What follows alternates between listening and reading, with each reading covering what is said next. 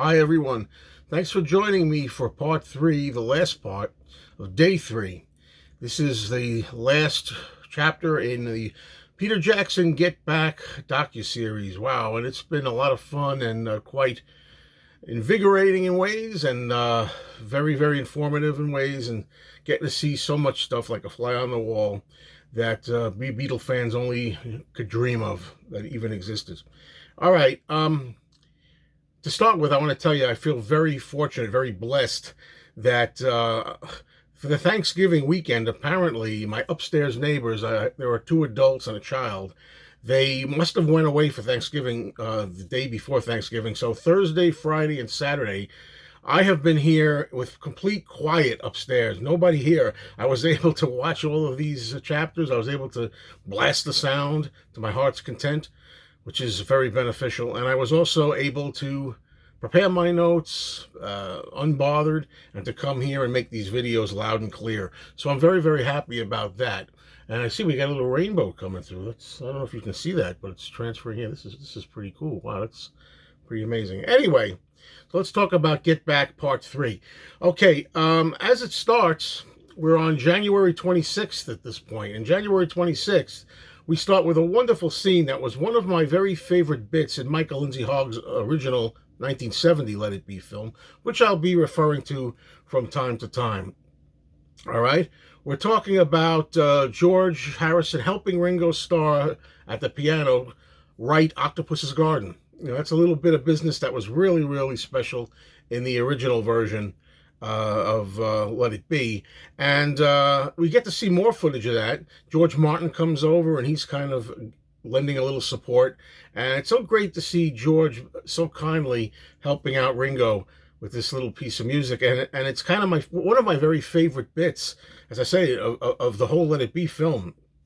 Only thing is, you know, it gets frustrating because for 50 years we're used to seeing certain parts in the Let It Be movie that aren't here. You know, there's a little bit more that I was kind of waiting for that's not in this scene. Well, I guess that's what Let It Be is going to be for, right? I guess that's what we're going to have to enjoy when it comes to getting Let It Be restored and released at some point. Well, anyway, so that's how it starts. And then shortly thereafter, Linda arrives with her daughter, Heather. And Heather is, you know, very cute like all children are, but I got to tell you, Heather is running all over the place. There's some nice moments with her interacting with all of the Beatles, you know, and I just can't help thinking, though, they talk about Yoko being a distraction. This child running around and sitting by the drums with Ringo, actually playing drums while Ringo's trying to play drums at the same time. It's got to be a little bit irritating, I would imagine, but no, it's some fun. It's a good break at that point to see, you know, a little bit of childlike fun going on. So at this particular time, they're going through Let It Be again on the 26th of January. I can't believe it, we have another Yoko jam, which I was wondering if they were going to put. All I knew was that there was one Yoko jam to begin with. I didn't know there was three. There's one in every chapter now, but the Yoko jam for you dissenters, don't worry about it. The Yoko jam in part 3 is actually very short. But what's interesting about it is, you know, Yoko does her usual screaming routine while everybody's jamming along. And during the jam, what's funny is that little Heather imitates Yoko. So I think a lot of people are going to be joking and saying Heather sounds just like Yoko, or maybe even sings better than Yoko. You know, that kind of thing. That's kind of funny. So it's good to see that. Now, I was looking forward to Dig It, the song Dig It that's in this version, but I was disappointed because I heard and saw an interview with Peter Jackson, you know, the director of this project, and he said, you know, the long version of Dig It was going to be in here, but then he did say it was chopped down. Obviously, that's fine, you know, from like 12 minutes down to, I think, half of that or something, he said, but there's very little here indeed. There's more in the original Let It Be movie, so I missed that. You know, I'm not really happy with that. You know, as I review these things, folks, I'm trying to tell you what I like and what I don't like. Anybody could come on here and just be plastic and say, oh, everything's great, you know. I'm going to tell you what I like and what I didn't like. But yeah, at least it's represented, but I would have liked a more full version of Dig It. Then we have The Long and Winding Road. You know, they're working on the long and winding road. They're doing rehearsals and stuff. And then finally, there's a little bit of the take, the actual version, the take that appeared on the finished album of Let It Be. That's in there for Long and Winding Road. Now, in the control room, when they're playing back Long and Winding Road, I find it interesting. You have George Martin saying, Paul's thinking of having strings anyway. And at some point, Paul says about some of the songs on the album, we were planning a bit of brass, a bit of strings. So it's interesting, you know. Is it true that Paul was thinking at some point about having some strings on this, and now he got all upset when it turned out that Phil Spector ultimately ruined it? That's something to think about. It's an interesting bit. Then on January 27th, the next day, George composes Old Brown Shoe. He says he had this song last night, and you see Paul adding a lot of support, you know, trying to get this down with George. And that's interesting to see the origins of Old Brown Shoe, you know, an underrated song that's overlooked a lot of times by Beatles fans.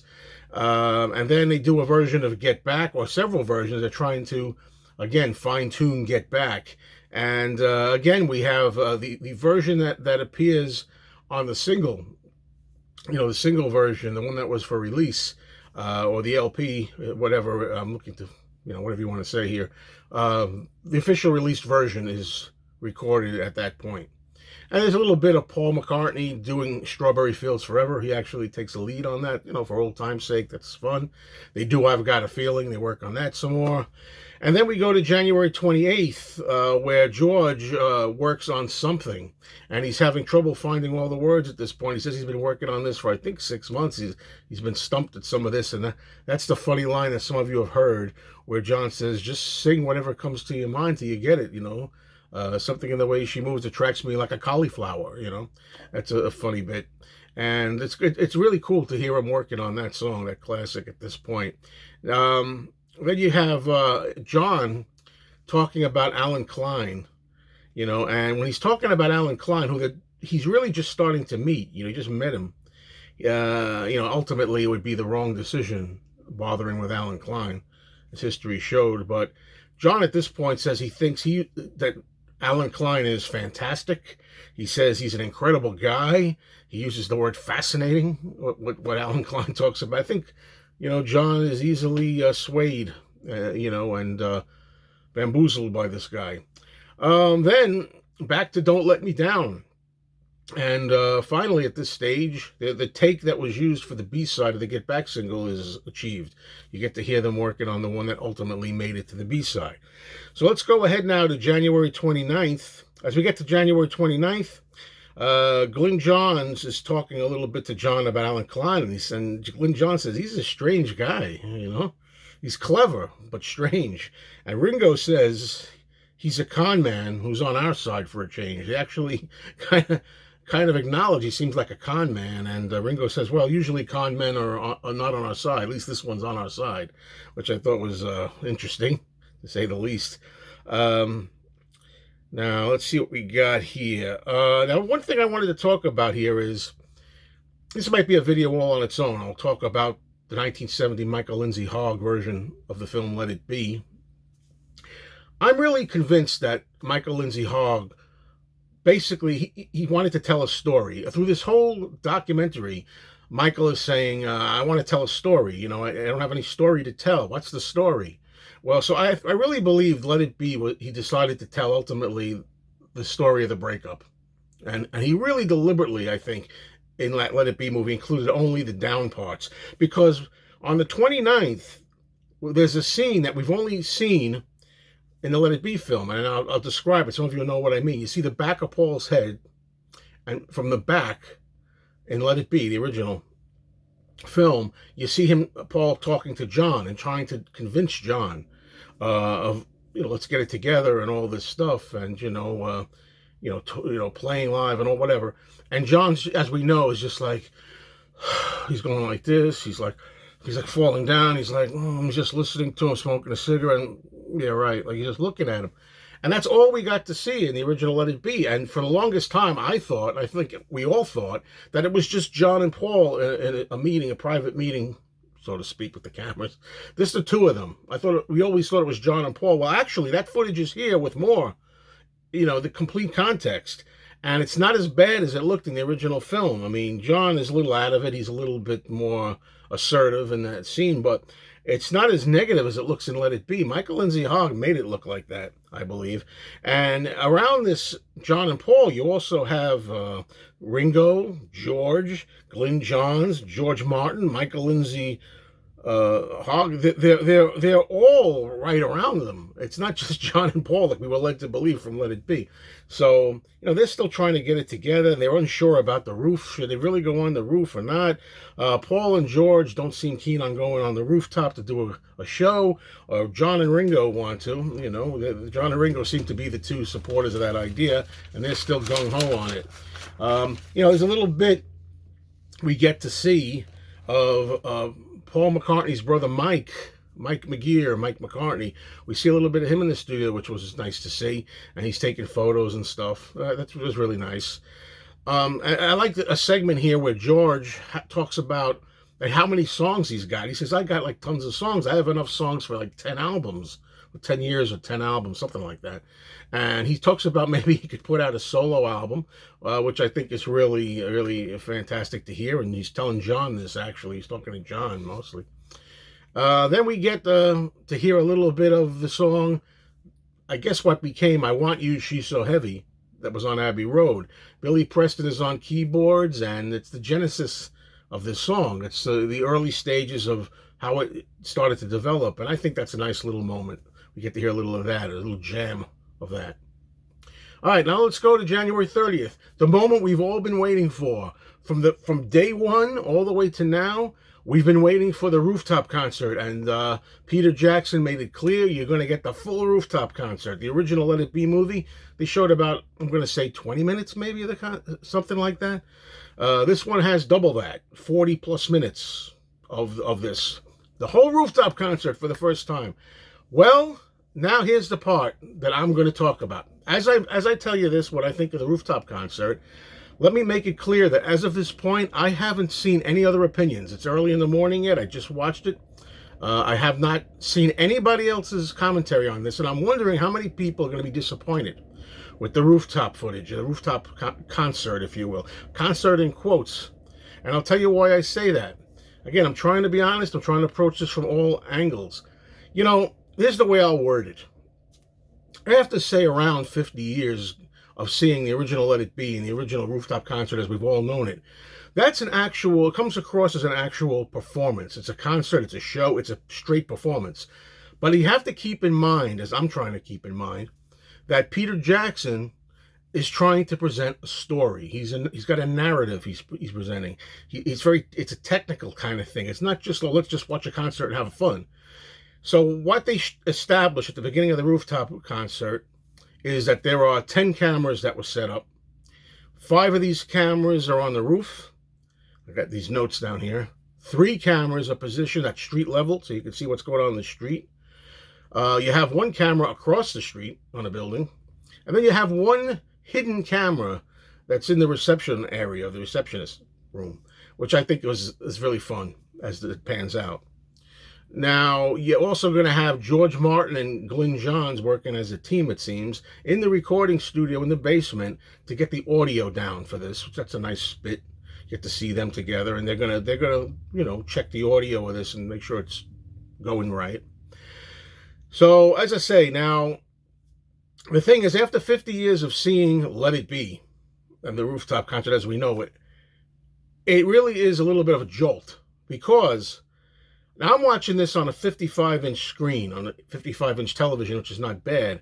However, I feel sorry for people watching this on, maybe some of them are watching it on their phones or their tablets, or maybe they're watching on a computer top or something.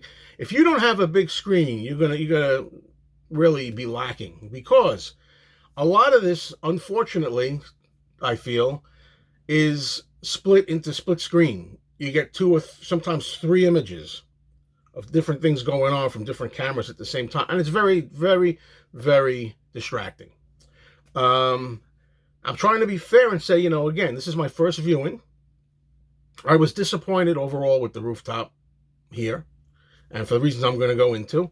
I don't know how you're all going to feel about it. I haven't heard anybody yet. But first of all, I forgot to mention at the beginning, we always heard that there's a bit at the beginning where before the Beatles go up to the roof, they're downstairs and they're still up to the very last second. Aren't sure they want to go through with it. They're still, stage fright. They're not sure if it's a good idea or whatever. Finally, John just says, fuck it, let's go.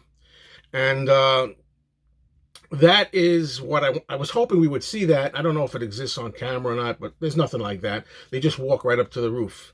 You don't get to see any of that trepidation and doubts before, which I thought would have been dramatic. But I don't know why that if that exists. But anyway, as far as I said, for the rooftop, you got all split screens. Not all the time. Sometimes you get a full screen shot of the Beatles performing. Other times you get one square has people in the street. Another square has John's face. Another square will have the policemen that are checking out what's going on. It's very, very distracting. Takes away from the performance. If you're looking at this just to see a rooftop performance, you are not going to get that. And again, I understand that what Peter Jackson's trying to do is tell a story. He's trying to tell a narrative here. So that's what's going on. Well, as they go, you get different versions of different songs we haven't heard before. After 50 years of watching Let It Be, I'm used to seeing certain frames of film on certain lines or certain, at the end of the coda on Get Back, when Ringo goes boom, boom, when he comes back. I'm used to seeing Ringo. That's missing. There's different things used. So a lot of this is because I'm coming from being used to the original Let It Be. That's part of it. A lot of people were concerned about crowd scenes. They said, I hope we don't see too many crowd scenes. I hope they just focus right on the Beatles. Well, not only do they have different split screens to take your attention everywhere else and to confuse you, but there are shots of the crowd scenes. Now, me personally, I don't mind the crowd scenes. I like the reactions of the people in the street. Some of them really dig the Beatles' music. Some of them are supportive. Some of them are like, hey, what the heck is this? They're disrupting everything. Why do we have to have this? This is not cool. That kind of thing. So it creates a little tension, and that's good. But I don't know, folks. Eventually, the police come on the scene, and I do like the stuff you get to see with the police because there's more of it. You can hear the dialogue, and to help you hear the dialogue, if you couldn't get all of it, there's the subtitles on the bottom. So the police come into the reception area where the hidden camera is, and they say, you have to stop playing, and otherwise there are going to be arrests. It sounds like a threat. It sounds like they're threatening to arrest these people, but we're not threatening you, understand? We're just telling you what's going to happen if you do this. So then eventually they want to get up on the roof. They want to get up there and try to stop this thing. So that's a little bit of tension. We know that happens because we know the original Let It Be movie, but as I say, it's all done between songs. On the sides of songs, you got them singing. Maybe you'll have them singing, I don't know, I've Got a Feeling in one box, and on the other box the police are talking. It's very much you have to approach this. Don't think you're going to sit down and watch a concert straight. You're not watching a concert. You're watching an editing job, telling a story. I keep repeating that. I'm sorry if it's redundant, but that's what it is. It's a story being told here. It's not that you're sitting back, relaxing, pulling up a drink or popcorn and just watching a concert unfold. That's the only thing that kind of is a little bit, surprising to me. I wasn't kind of expecting that. So I'm thinking there's going to be people that, of course, are going to say, hey, it was great. It was great. It was fantastic. Oh, the whole Rooftop concert at last. Let's put it this way, folks. Sometimes I'm saying that this wonderful new Peter Jackson documentary is going to replace Let It Be. Sometimes I think I never have to watch Let It Be again. Well, that's not the case because I think in the future, if I just want to watch the concert, I'm going to watch Let It Be. When I want to watch all the little details and nooks and crannies and see what's going on technically, I'll watch Peter Jackson's docuseries. You see what I mean? All right, well, that's how I feel about that. Then, how do they end the film? Well, afterwards, I like a moment that comes after this, where after the Rooftop concert, everybody's gathered together, and I mean everybody, gathered together in the control room, happily, very happily, listening to the Rooftop playback that was just recorded. They're all digging it. They're all like bopping to it, everybody. You have the Beatles and all their women. You have Yoko, you have Linda, you have Maureen. They're all happily bopping along supportively. It's great. Billy Preston's in there, Glyn Johns, everyone who's been involved, all gathered together for a happy moment to hear the fruits of their labor. I like that bit. But then the next day, January 31st, is something that I didn't know how it was going to be addressed. And it's kind of a letdown again, because, and you see this again in the original Let It Be film, so you have this too that's important in a Let It Be film. There are, these days you'd call it music videos, but it's, film, promotional films. On January 31st, the Beatles recorded really nice promotional films for the songs Two of Us, The Long and Winding Road, and Let It Be. All three of those performances are in the 1970 film Let It Be in their entirety, and very serious. Here, what's done is you have outtakes and mistakes and them setting up and portions of the complete versions, but just little portions that was decided to use these for the credit sequence. So as the credits are going up on the side, you see another box with, John screwing up this or that, and they're making a mistake on that, and then they sing a little bit along a winding road, and then it's stuff we haven't seen before, it's raw stuff we haven't seen, but I'm really disappointed that we didn't get the full three performances of Let It Be, Two of Us, Along a Winding Road, boom, just like they were recorded, just like they appeared in the Let It Be film. Very disappointing. So the ending, I wasn't crazy about how they did that. Now, this is only my first view of this. Who knows how I'll feel? I may change my mind, I may definitely change my mind. But I guess the 1970 Michael Lindsay Hogg Let It Be film now holds value. It does. I was thinking for a lot of this project, I'm never going to watch Let It Be again. But there's stuff in there that I missed that's not here. So, yeah, it's going to be valuable as well. Now, how do I feel about the whole thing? This is, overall, this is a wonderful, wonderful experience. It's an excellent documentary. It's essential. Is it perfect? I can't say it's perfect. Note perfect. I'd still call it excellent. I probably would give it like 4 out of 4 stars, or if you want to say 10 out of 10 or 9.5 out of 10. I mean, it's that good. I mean, you can needle and nitpick here and there, but hey, we've got footage we never thought we'd see. And overall, of course, as I've said throughout this thing, Peter Jackson's done a fantastic job visually, with the visuals, the audio, and how he's presented dialogue that used to be unintelligible. You couldn't hear it. Now you get it. This is really a masterpiece of documentary. Remember, again, it's the story of what happened. And we find out in the end that the Beatles were breaking up. That hasn't changed. I was afraid, and some people were afraid, that this was going to make it look like the Beatles were best of buddies all the time, and Ringo and Paul was saying, oh, we got along so well. This is not, I thought it was so dreary. It's not like that at all. Well, it is dreary. You have the dreariness. You have part one, which is just kind of miserable and kind of uninspired, and they're trying to come together and make it work. Then you have part two, where they really come into their own. The Beatles are firing on all cylinders. They're the Beatles we know. They're joking around. They're energized. They're fun. They have great songs, and they're working together as friends. Then you have part three with the Rooftop and some other stuff. But the thing is, you'll watch this and you'll realize, as is mentioned a few times in this documentary, the Beatles were going to break up. That doesn't change. It's just that not every moment, every single frame of film was misery. Thank you for watching, everybody. I'm very anxious to hear your opinions. Take it easy.